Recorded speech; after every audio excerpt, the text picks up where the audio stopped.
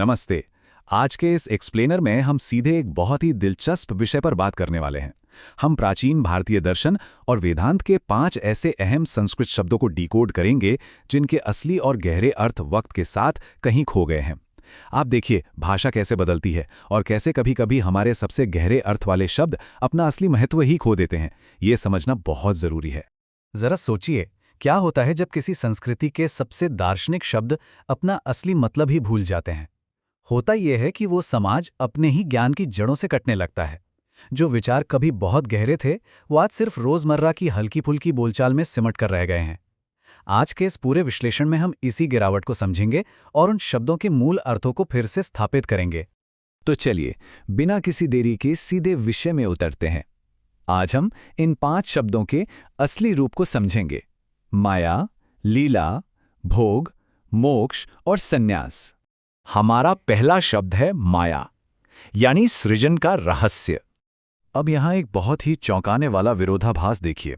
मूल रूप से माया का अर्थ था इस ब्रह्मांड की ईश्वरीय रचनात्मक शक्ति, लेकिन आज के समाज में इसका मतलब महज धोखा, छल या किसी तरह का शारीरिक आकर्षण बनकर रह गया है। जो शब्द कभी एक गजब की सृजनात्मक क्षमता को दिखाता था, वो आज नकारात्मकता का प्रतीक बन गया है। इस बात की प्रामाणिकता के लिए जरा भगवद गीता के 7वें अध्याय के इस श्लोक पर गौर कीजिए।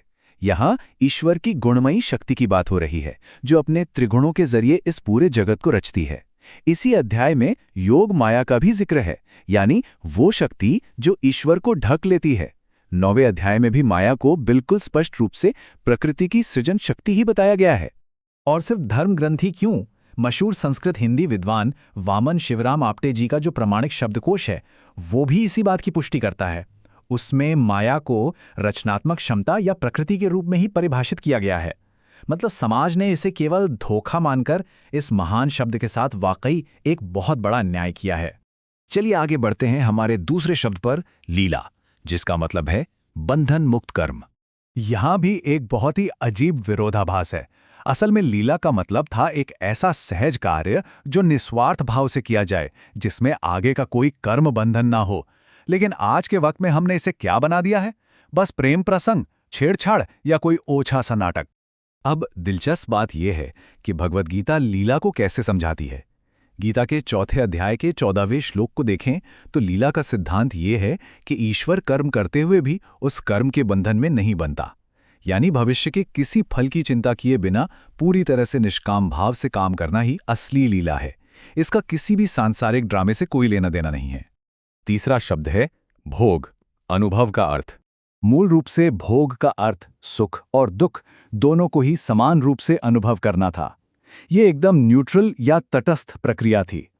लेकिन आजकल भोग सुनते ही दिमाग में क्या आता है? सिर्फ विलासिता, ऐशो आराम और भौतिक सुख। ये इस शब्द की एक बहुत बड़ी विकृति है।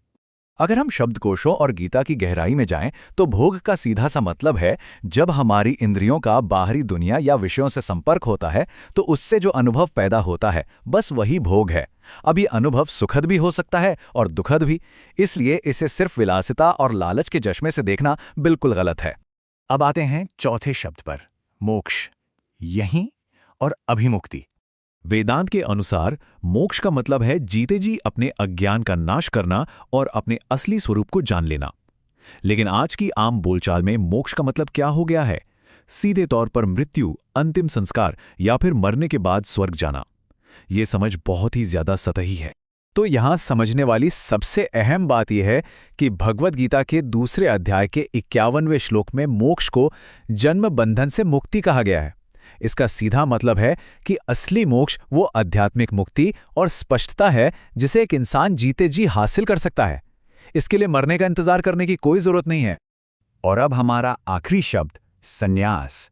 क्या ये पलायन है या अर्पण? आज की सोच के हिसाब से संन्यास का मतलब है सब कुछ छोड़कर घर से भाग जाना या अपनी जिम्मेदारियों से मुंह मोड़ लेना। लेकिन इसका असली मतलब एकदम अलग है। संन्यास का अर्थ है इच्छाओं से प्रेरित होकर किए जाने वाले कर्मों का त्याग करना या अपने कर्म की फलों को छोड़ देना, ना कि अपनी जिम्मेदारियों से भागना। असल में संन्यास प्रसाद भाव की सुंदरता से जुड़ा है। मतलब अपना कर्तव्य पूरी ईमानदारी से करना और उससे जो भी फल या फायदा मिले उसे अपने पास जमा करने की बजाय समाज को वापस सौंप देना। ये कोई पलायनवाद नहीं है, बल्कि ये तो समाज के लिए आपका सबसे बड़ा योगदान है। तो अगर हम इस पूरे भाषाई पतन को एक साथ रखें तो ये तुलना सब कुछ एकदम साफ कर देती है। एक ही नज़र में दिख जाता है कि कैसे माया जो सृजन शक्ति थी वो धोखा बन गई, लीला जो बंधन मुक्त कर्म था वो नाटक बन गया, भोग विलासिता में बदल गया, मोक्ष मृत्यु बन गया, और संन्यास जो कर्म फल का त्याग था वो पलायनवाद बन गया। ये सब वाकई हमें सोचने पर मजबूर करता है। और इसी के साथ हमारा ये एक्सप्लेनर एक बहुत ही गंभीर सवाल पर आकर रुकता है। क्या हमारी अगली पीढ़ी इन महान शब्दों के उस गहरे और असली ज्ञान को प्राप्त करेगी, या सिर्फ इनके आज के विकृत रूपों को ही सीखेगी? ये पूरी तरह से हम पर निर्भर करता है कि हम अपने ग्रंथों की इस महान भाषाई और आध्यात्मिक विरासत को कैसे संजोते हैं। सोचने के लिए बहुत कुछ है ना?